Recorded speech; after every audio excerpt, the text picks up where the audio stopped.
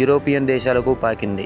15వ శతాబ్దం వచ్చేటప్పటికి యూరోపియన్ దేశాల్లో టీ తాగడం ప్రారంభమైంది. 17వ శతాబ్దంలో ఈస్ట్ ఇండియా కంపెనీ ద్రవ్య వినిమయ పద్ధతిలో చైనా నుండి తేయాకును దిగుమతి చేసుకునేది. అదే సమయంలో బ్రిటన్ నుండి వర్తకం కోసం భారత్కు వచ్చారు. ఈ క్రమంలోనే 1823లో రాబర్ట్ బ్రూస్ అనే వ్యక్తి కూడా భారత్కు వచ్చాడు. అసోంలోని రంగపూర్లో తేయాకు చెట్లు పెరుగుతుండడాన్ని గమనించాడు.